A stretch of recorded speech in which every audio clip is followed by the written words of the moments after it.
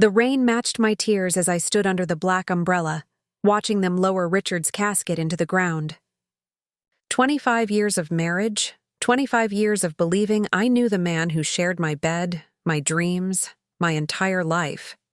The funeral director's voice droned on with rehearsed sympathy, but I barely heard him. My son David stood beside me, his hand on my shoulder, silent and stiff. Something about his silence felt wrong, but grief has a way of distorting everything. I was about to turn away when I saw her. A woman in her late 30s, beautiful in a way that made my stomach clench, walking toward us with 3 children. She wore black, just like everyone else, but there was something different about the way she moved. Purposeful. Entitled. The children clustered around her like satellites, their faces pale and tear-streaked. Eleanor, my best friend who had been holding my other arm, tensed. "Maggie, who is that?" I didn't know. I had never seen this woman in my life. She walked straight to the casket, and that's when I heard it. The youngest child, a little girl with dark curls who couldn't have been more than 8 years old, broke free from the woman's grasp and ran to the casket, her small voice cutting through the rain like a knife. "Daddy, please wake up! Daddy!" The word echoed in my head. Daddy. This child just called my dead husband Daddy. Time stopped. Every person at that funeral turned to look. The little girl was sobbing now, her hands pressed against the polished wood. The woman, tears streaming down her face, rushed forward to pull the child back, whispering, "Mia, honey, please." Not here, but it was too late. The other 2 children, a boy around 12 and a teenage girl, stood frozen, staring at me with expressions I would never forget. Not grief, not confusion, recognition. They knew exactly who I was. My legs felt like they might give out. Eleanor's grip on my arm tightened. "Maggie, what's happening?" I couldn't answer because I didn't know. My brain refused to process what my eyes were seeing, what my ears had just heard. The woman finally looked at me. Our eyes met across the grave, across the casket that held the body of the man we apparently both mourned. And in that moment, I saw something in her face that made my blood run cold. It wasn't surprise. It wasn't shock. It was resignation, as if this moment had been inevitable, as if she'd been dreading it, but knew it would come. "I'm so sorry," she said, her voice barely audible over the rain. "I'm Vanessa. Richard was..." She couldn't finish the sentence, but she didn't need to. The teenage girl did it for her. "He was our dad too," she said, her voice sharp with grief and defiance. "He was our dad for 15 years. 15 years. The number hit me like a physical blow. 15 years of my 25-year marriage. More than half. While I was cooking dinners and waiting for him to come home from his business trips, while I was sleeping alone in our bed thinking he was working late at the construction sites, while I was proudly telling friends about my husband's dedication to his company, he had been with them." The funeral director stepped forward nervously. "Perhaps we should continue this conversation somewhere more private." "No." My voice sounded strange, hollow. "I want to know right now. Who are you? All of you?" Vanessa wrapped her arms around her sobbing youngest daughter. "I'm Vanessa Torres. This is Emma." She gestured to the teenage girl. "Lucas," the 12-year-old boy. "And Mia," the little one who had called Richard Daddy. "How?" The question came out as a whisper. "How is this possible?" "I met Richard 15 years ago," Vanessa said, and I could hear the tremor in her voice. "At a construction site where I worked as an interior designer. We fell in love. He said he was going to leave, that he just needed time to figure things out. But then I got pregnant with Emma, and he said he couldn't leave David, that his son needed him. My son. She knew my son's name. She knew about David. I turned to look at David, and what I saw in his face made everything so much worse. He wasn't shocked. He wasn't surprised. He was looking at the ground, jaw clenched, avoiding my eyes. "David?" My voice cracked. "Did you know about this?" The silence that followed was more devastating than anything Vanessa could have said. "Did you know?" I asked again, louder this time. He finally looked up, and I saw guilt written all over his face. "Mom, how long?" I demanded. "How long have you known?" "5 years," he whispered. "I found out 5 years ago. I saw Dad with them at a restaurant. He asked me not to tell you. He said it would destroy you, that it was better if you didn't know. He gave me money to keep quiet. He helped pay for my college, my apartment, everything. He said if I told you, the money would stop. The betrayal cut deeper than any knife. My own son, my baby. The child I had raised, sacrificed for, loved with every fiber of my being, had known for 5 years that my entire life was a lie, and he had said nothing because my husband had paid him off. "Get away from me," I said quietly. "Mom, please, get away from me." The scream tore from my throat, raw and primal. "All of you, get away from me!" I turned and ran. Rain pounded against my face, mixing with my tears until I couldn't tell them apart. I could hear Eleanor calling my name, could hear footsteps behind me, but I didn't stop. I ran to my car, fumbled with the keys, and drove away from that cemetery, away from my husband's grave, away from the woman and children who had just blown my entire world apart. I don't remember the drive home. I don't remember parking or walking through my front door. The next thing I knew, I was sitting on my bedroom floor, staring at the bed I had shared with Richard for 25 years, and something inside me shattered completely. This was the bed where we had made love, where we had whispered secrets in the dark, where he had held me when my mother died and promised he would never leave me, where he had told me he loved me just 3 months ago, before the illness that had killed him began. The illness.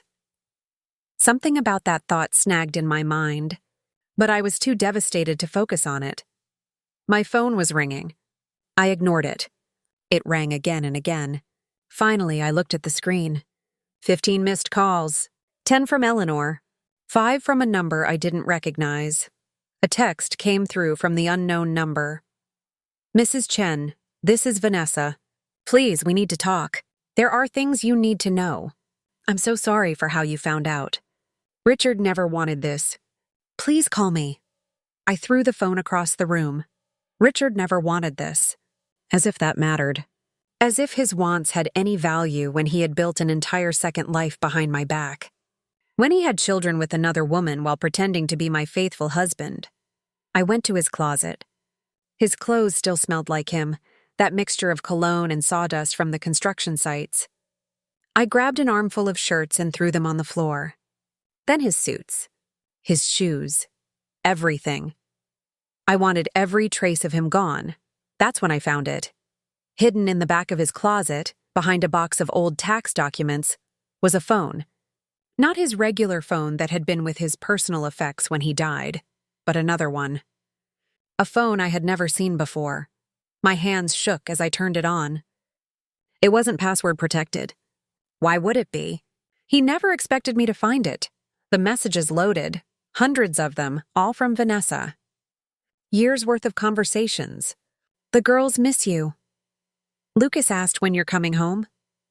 Mia drew you a picture today. I love you so much. Can't wait to see you this weekend. This weekend." Every weekend he had told me he was going to job sites or meeting with contractors. He had been with them. I scrolled further back. Messages from years ago. Emma's first day of school. There was a picture of the teenage girl I had just met, 7 years younger, smiling in a school uniform, Richard's arm around her shoulders. "Lucas learned to ride a bike today. He wanted you there." Another picture. Richard teaching the boy to ride, his hand steadying the handlebars, the same patient smile he had given David when teaching him the same thing. Mia's first words were "Dada," a video this time. I clicked play even though every instinct screamed at me not to. The little girl, just a toddler, sitting in Richard's lap saying "Dada" over and over while he laughed and kissed her head. I watched my husband be a father to children I didn't know existed. I watched him live a life I had no part of. And the worst part, the absolute worst part, was seeing how happy he looked. In every photo, every video, he was smiling, genuinely smiling, the way he used to smile at me before life got complicated, before responsibilities piled up, before our marriage became routine. He had loved them. This wasn't just an affair.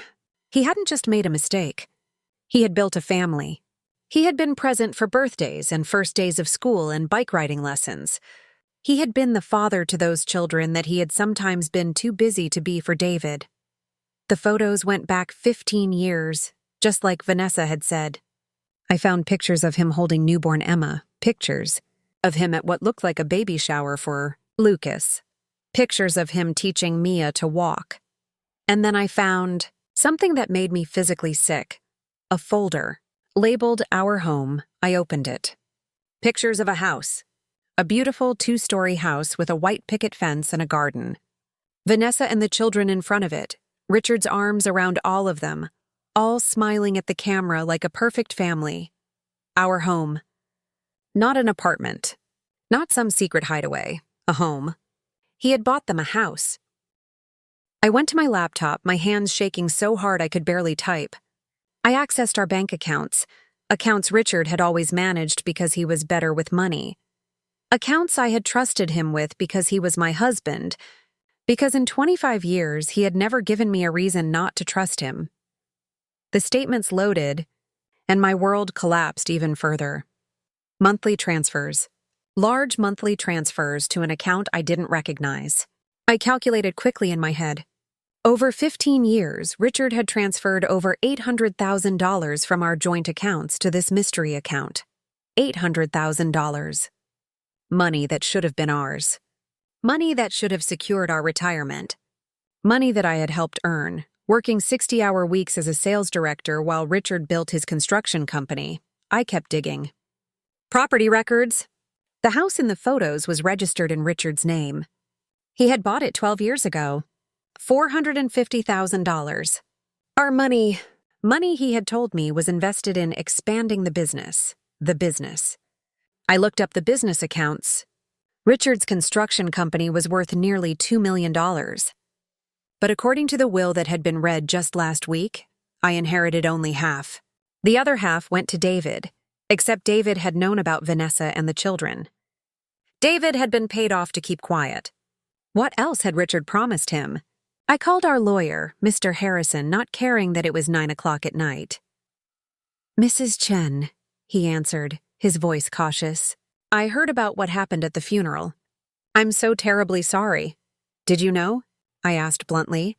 Did I know what? About Vanessa. About the children. A pause. Too long a pause. Mrs. Chen, I think we should discuss this in person. You knew? The realization hit me like ice water. You're his lawyer. You had to know. The house is in his name. The transfers. You knew and you said nothing. I am bound by attorney-client privilege, he said carefully. Even after Richard's death, there are certain confidentialities I must maintain. What else? My voice was deadly calm now. What else did he hide from me? Come to my office tomorrow morning at 9, Mr. Harrison said. Please, Mrs. Chen, there are things we need to discuss, but not over the phone. He hung up before I could respond. I sat in the darkness of my bedroom, surrounded by Richard's clothes on the floor, his secret phone in my hand, and I realized with perfect clarity that I had never known my husband at all. 25 years of my life had been built on lies so elaborate, so carefully maintained, that even now, after his death, they were still unraveling. But there was something else. Something that had been nagging at me since the funeral, Richard's illness. It had come on so suddenly 3 months ago. Fatigue, nausea, weakness. The doctors had run tests but couldn't find anything definitive. They'd said it might be stress, might be a virus, might be any number of things. And then 2 weeks ago he had collapsed at a job site. By the time the ambulance got him to the hospital, he was gone. Heart failure, they'd said. Sudden cardiac arrest, but Richard was only 53. He'd been healthy, athletic, careful about his diet. Heart failure didn't make sense. I grabbed my laptop again and started searching. Symptoms of poisoning. Slow poisoning. Heavy metal poisoning. Plant poisoning. The symptoms matched. Fatigue, nausea, weakness, and eventually cardiac arrest. It could all be explained by certain types of poison administered over time. My blood ran cold. Vanessa had been with Richard the day before he died. I knew because I had found his regular phone among his effects. And there was a text from a V. Stevens saying, "Can't wait to see you tomorrow, my love." I hadn't thought much of it at the time, assumed it was a client or colleague with an unfortunate choice of words. But it wasn't a client. It was Vanessa, and she had seen him the day before he died. I grabbed the secret phone again and scrolled to the most recent messages. 3 days before his death. "I can't do this anymore, Richard. The girls are asking why you're not coming home more often. Mia cries every night. You need to make a choice. 2 days before his death." "I mean it, Richard. It's me and the kids or it's Maggie. You can't have both families anymore. I'm done being a secret. The day before his death. Come over tonight. We need to talk. This is your last chance to choose us." And then, the next day, Richard was dead. I stared at the messages, my heart pounding. It could be a coincidence. It had to be a coincidence. But a part of me, the part that had just discovered my entire marriage was a lie. The part that had learned my son had betrayed me for money. The part that had been shattered into a million pieces in the span of a few hours. That part whispered, what if it wasn't? What if the woman who had stood at my husband's funeral with her children, the woman who had built a life with him using my money, the woman who had demanded he choose, had decided that if she couldn't have him, no one could? I needed to know the truth. All of it. I picked up my phone and called the one person I knew would help me no matter what. "Eleanor," I said when she answered, "I need you to come over and bring everything you know about hiring a private investigator." Eleanor arrived within 20 minutes, her hair still wet from the rain, carrying a laptop and a determined expression that reminded me why we had been best friends for 30 years. "I already made some calls," she said, setting up her laptop on my kitchen table. "I know a private investigator, Marcus Webb. He's expensive, but he's the best. He specializes in financial fraud and infidelity cases. I texted him your situation, and he said he can meet us tomorrow morning." I nodded, still numb from everything I had discovered. Eleanor looked at the mess around me, Richard's clothes scattered everywhere, his secret phone on the counter, my laptop still open to bank statements. "Maggie, have you eaten anything?" she asked gently. I couldn't remember. Food seemed irrelevant when my entire life had just been revealed as fiction. "Let me make you some tea," Eleanor said, moving to my kitchen with the familiarity of someone who had been in this house 1,000 times. "And then you're going to tell me everything you found." Over tea that I didn't taste, I walked her through it all. The messages, the pictures, the house, the money. The timeline that showed Richard had been living 2 complete lives for 15 years. And finally, my suspicion about his death. Eleanor's face grew darker with each revelation. When I finished, she was silent for a long moment. "Maggie, if you're right about the poisoning, we're not just talking about infidelity and financial fraud anymore. We're talking about murder." The word hung in the air between us. Murder. My husband might have been murdered, and I was sitting here suspecting the mother of his 3 children. "I could be wrong," I said, but even as I spoke, I knew I didn't believe that. "The doctors said it was heart failure." "The doctors didn't know to look for poison," Eleanor replied. "If Vanessa was careful, if she used something that metabolizes quickly or mimics natural causes, they would never have tested for it." "Did they do an autopsy?" "No, there was no reason to. He had been sick for months, and the death certificate said cardiac arrest." "Natural causes," Eleanor leaned forward. "Maggie, listen to me. You need to request an autopsy. They can still do one. Richard was buried today, so the body hasn't been cremated. You have the right as his legal spouse to request a full toxicology screening." Legal spouse. The words felt strange now. Had I ever really been his spouse? Or just the woman he was legally bound to while he lived his real life elsewhere? "What if I'm wrong?" I asked. "What if he really did just die from stress and I'm creating conspiracy theories because I'm hurt and angry?" "Then the autopsy will show that," Eleanor said firmly. "But Maggie, those messages you showed me." Vanessa demanding he choose. Threatening him. Seeing him the day before he died. You have to know for sure. She was right. I called Mr. Harrison again, despite the late hour. Mrs. Chen, he answered, sounding resigned. I expected to hear from you again tonight. I want an autopsy done on Richard's body. Full toxicology screening. Can you arrange that? A pause. May I ask why? Because I think someone killed him. Another pause. Longer this time. Mrs. Chen, these are very serious accusations. Do you have evidence? I have his second phone. I have messages from Vanessa threatening him, demanding he choose between us, sent the day before he died. I have a husband who was perfectly healthy until 3 months ago, when he suddenly became ill with symptoms consistent with slow poisoning. And I have a death that was very convenient for a woman who was tired of being a secret. Mr. Harrison was quiet for so long I thought he had hung up. Finally he spoke. Come to my office tomorrow at 9 as planned. Bring the phone. Bring everything you've found. There are things you need to know, Mrs. Chen. Things I wanted to tell you in person. But yes, I will arrange for the autopsy. What things? I demanded. What else is there? Tomorrow. 9 o'clock. Please, Mrs. Chen, this conversation needs to happen face to face. He hung up before I could press him further. Eleanor stayed with me that night. I don't think I could have survived it alone. Every time I closed my eyes, I saw Vanessa's face at the funeral, her children calling Richard Daddy, my son's guilty expression when I confronted him. David had called 12 times. I hadn't answered. I didn't know what I would say to him. How do you talk to your child when they've betrayed you so completely? When they've chosen money over your well-being, over the truth, over basic human decency? At 3 in the morning, unable to sleep, I sat in my kitchen going through Richard's secret phone again. There were thousands of messages spanning 15 years. I read them chronologically, watching the relationship develop, watching him fall deeper into this double life. Early messages were excited, passionate. I can't stop thinking about you. You make me feel alive again. I've never felt this way before. Then came pregnancy announcements, baby photos, declarations of love.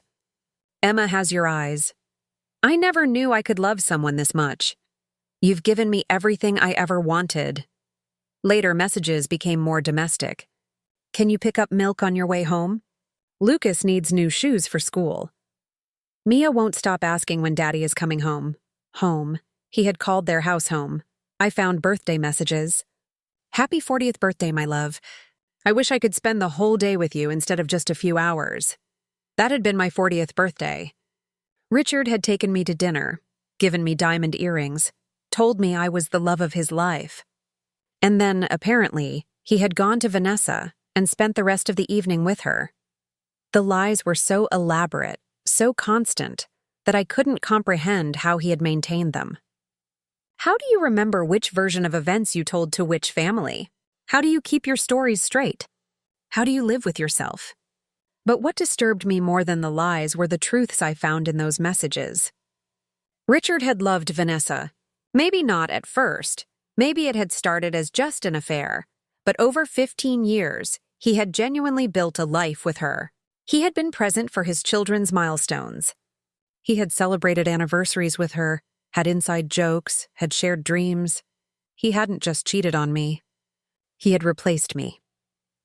At 9 o'clock the next morning, Eleanor and I sat in Mr. Harrison's office. The private investigator, Marcus Webb, was there too. Eleanor had convinced me we needed him present for whatever Mr. Harrison was about to reveal. Mr. Harrison looked like he hadn't slept either. He gestured for us to sit and pulled out a thick folder. Mrs. Chen, I want to start by saying that I argued with Richard about this many times over the years. I told him he needed to tell you the truth. But attorney-client privilege meant I couldn't do it myself, and he refused. He always said he would tell you eventually, that he just needed more time. He ran out of time, I said coldly. Mr. Harrison nodded. The house Vanessa and the children live in is not the only property Richard owned. There are 3 more properties, all investment properties, all registered in his name alone. Combined value of approximately $1.2 million. The number hit me like a slap. 1.2 million? In addition to the house Vanessa lives in? Yes, And there are additional bank accounts you don't know about. Richard had been moving money for years. The total assets you're unaware of amount to approximately $2.8 million. I couldn't breathe. $2.8 million. Nearly $3 million that Richard had hidden from me. Where did all this money come from? I demanded. From the business primarily, but also from this. Mr. Harrison pushed a document across the desk. Richard had a life insurance policy, $2 million. The beneficiary is listed as Vanessa Torres. The room spun. Eleanor grabbed my hand. Wait, Marcus Webb interjected. You're saying Richard had a $2 million life insurance policy and his legal wife isn't the beneficiary? That's exactly what I'm saying, Mr. Harrison replied. Richard changed the beneficiary 3 years ago. Can he do that? I asked. Can he just cut me out like that? He can name whoever he wants as beneficiary on a life insurance policy, Mr. Harrison said. You would have had to sign off on it only if it was a policy through his work, but this was a private policy he took out himself. I felt sick. Richard had literally ensured his death would benefit Vanessa, not me. But here's where it gets complicated, Mr. Harrison continued. According to Richard's will, which was updated 6 months ago, the business goes to David. The house you currently live in goes to you.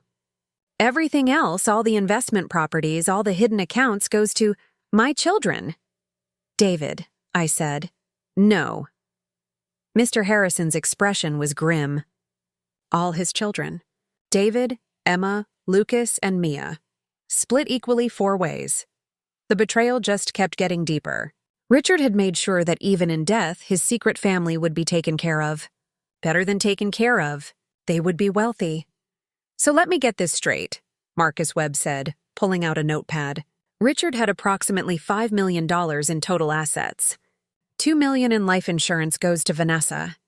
The business, worth about $2 million, goes to David. The house Maggie lives in is worth maybe $400,000. That leaves about $4 million in other assets to be split among 4 children.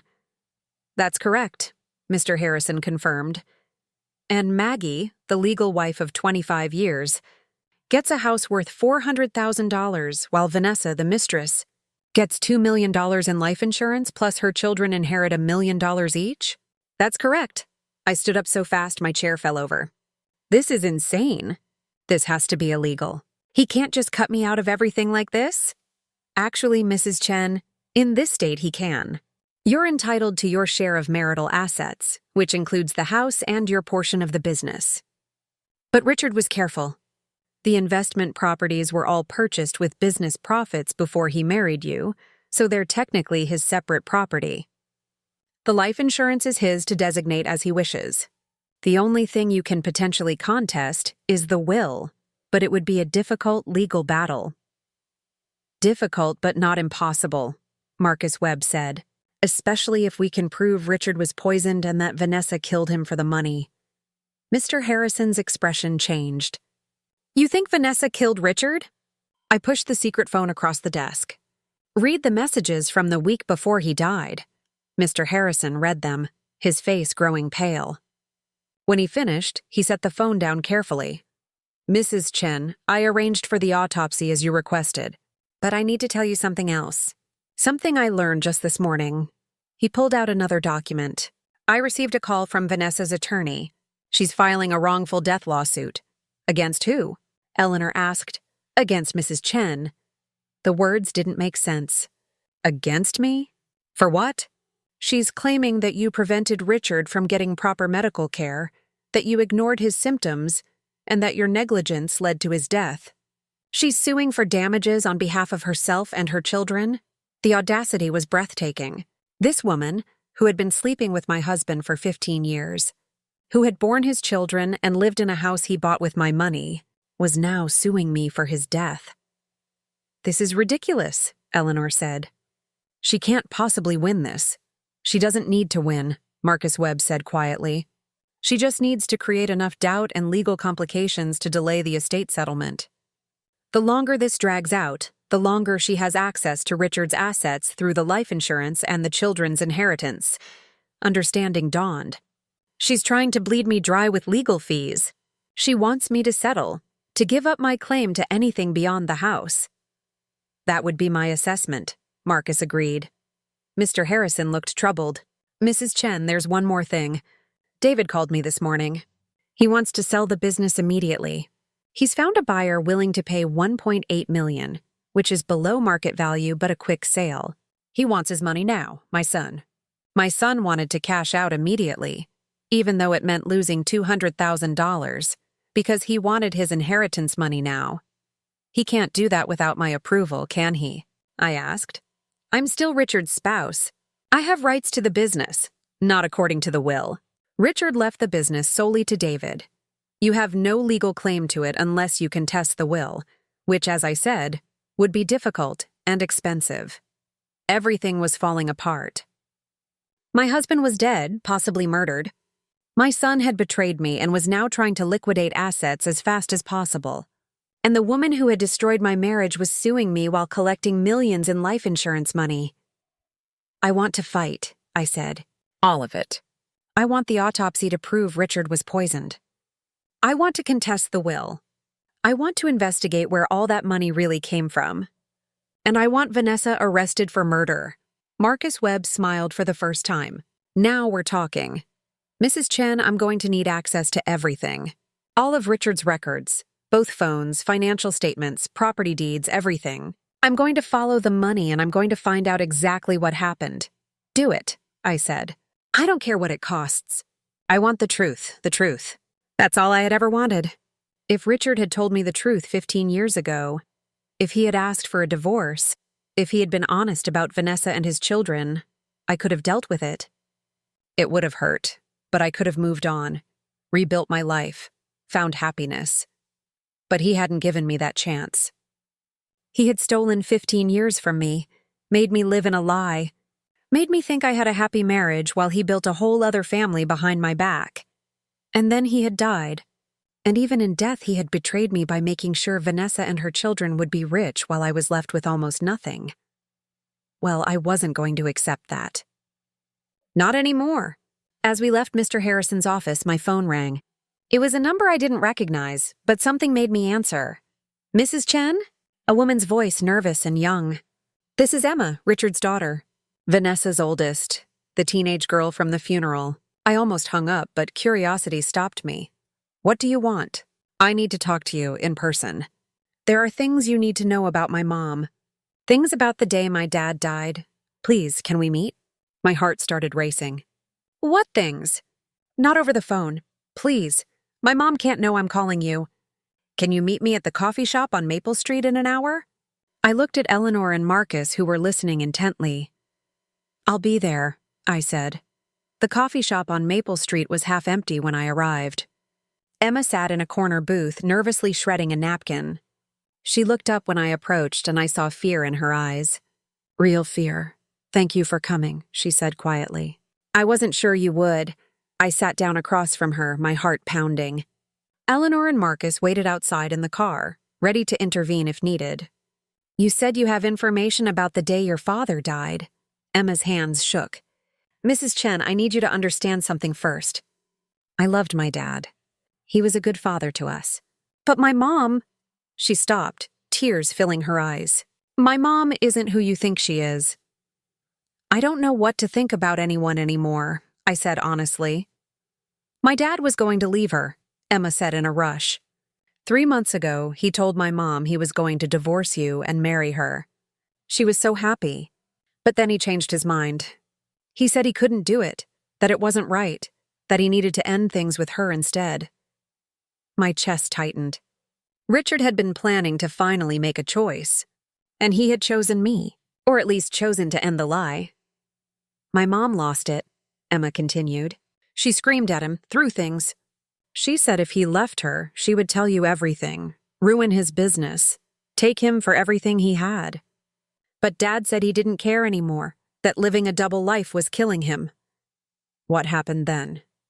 I asked, though part of me didn't want to know. Mom started making his food, Emma whispered. She insisted on cooking for him every time he visited. She said she wanted to take care of him since he was so stressed. But he started getting sick. Really sick. And Mom, she seemed almost happy about it. The poison. My suspicion had been correct. Did you see her put something in his food? I asked carefully. Not exactly. But I saw her with a bottle. A brown bottle with no label. She kept it hidden in her bathroom cabinet. And one day, I saw her putting drops of something into Dad's coffee. When I asked her what it was, she said it was just vitamins to help him feel better. Do you still have access to that bottle? Emma shook her head. The day after Dad died, Mom threw everything away. She cleaned out her entire bathroom, burned papers in the backyard. I watched her do it, destroying evidence. Classic behavior of someone with something to hide. Emma, why are you telling me this? The girl's face crumpled. Because it's wrong. Because my dad is dead and I think my mom killed him. Because Lucas and Mia don't deserve to grow up thinking their mother is a good person when she's not. And because... She looked at me with tears streaming down her face. Because you didn't deserve any of this. My dad told me once that you were a good woman, that he had made terrible mistakes, that you deserved better. He was right. I reached across the table and took her hand. This girl, my husband's daughter with another woman, was showing me more compassion than my own son had. Emma, I need you to do something. Can you testify to what you saw?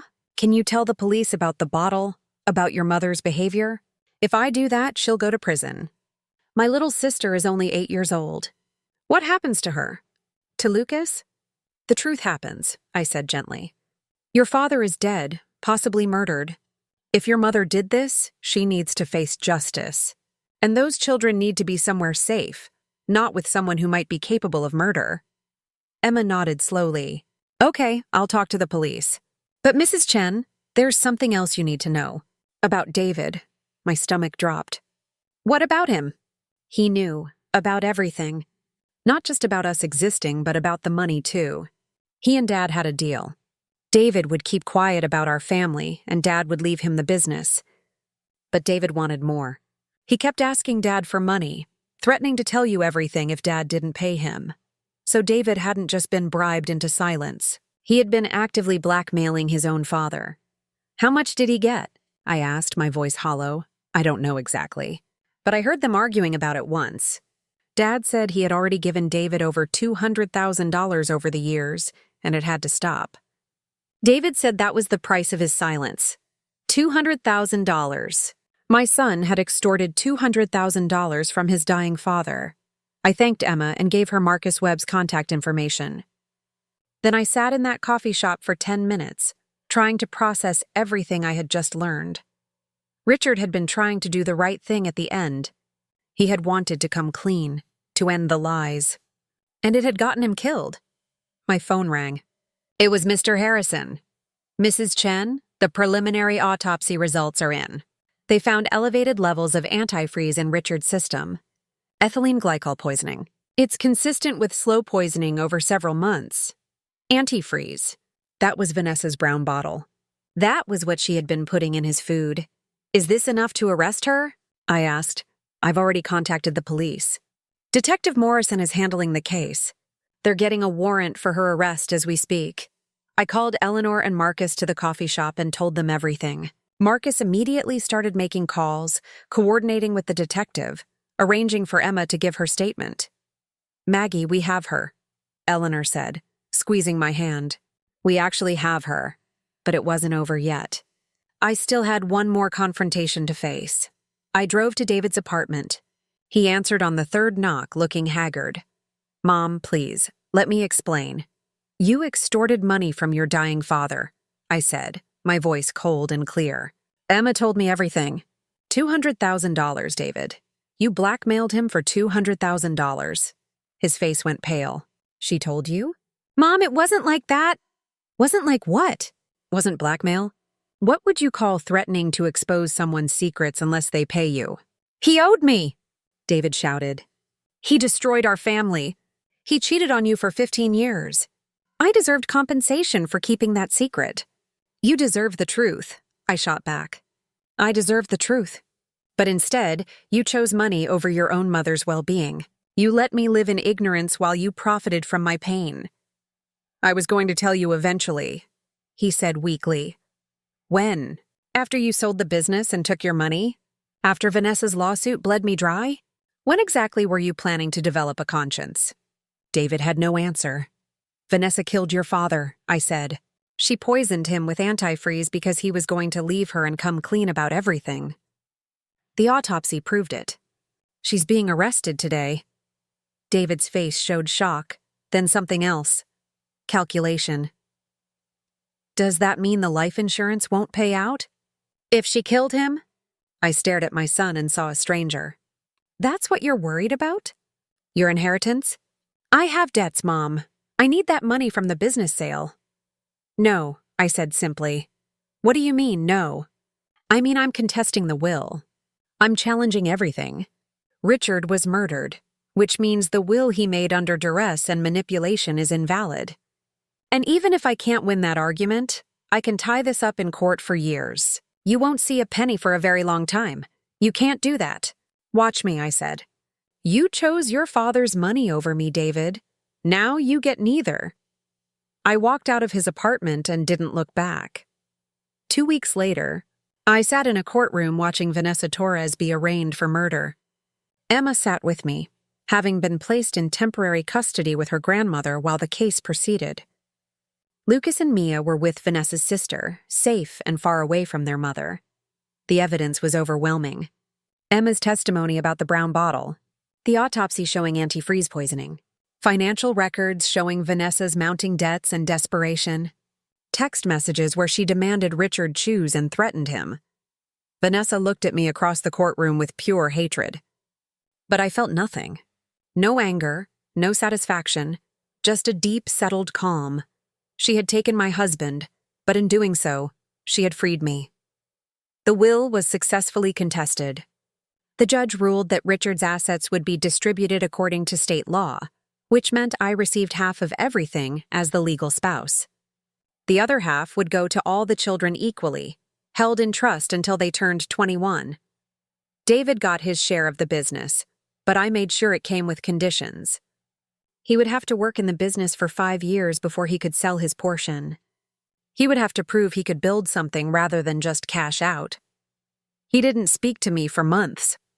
When he finally did call, I listened but didn't forgive. Some betrayals are too deep. Emma visits me sometimes. We talk about Richard, about the good parts of him that existed despite his terrible choices. She's applying to colleges now, and I helped her with the applications. She calls me Aunt Maggie. I sold the house on Pine Street. Too many memories, too many lies. I bought a smaller place near the coast, somewhere Richard had never been, somewhere I could start fresh. The settlement from the estate came to over $3 million. I donated $1 million to organizations supporting women going through divorce and families affected by infidelity. Another $1 million went into trust funds for Emma, Lucas, and Mia. They didn't choose their parents' mistakes. The final $1 million is mine. Mine to travel with, to live on, to finally build a life that's entirely my own.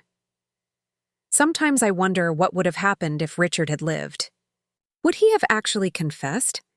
Would we have divorced? Could I have forgiven him? I'll never know. What I do know is that the woman who stood at that funeral 4 months ago, the woman who thought her marriage was solid and her son was loyal, that woman is gone. In her place is someone stronger, someone who knows that love built on lies is no love at all. My name is Margaret Chen. I'm 52 years old. My husband lived a double life for 15 years. His mistress poisoned him when he tried to end it. My son betrayed me for money, and I survived all of it.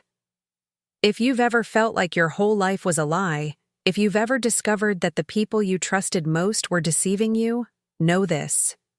You are stronger than you think. The truth, no matter how painful, will set you free. What would you do if you found out your entire marriage was a lie? I'd love to hear your thoughts in the comments below. And if this story resonated with you, please like and subscribe for more real-life stories of survival, justice, and finding strength in the darkest moments. Until next time. Remember, the truth always finds a way to surface. Always.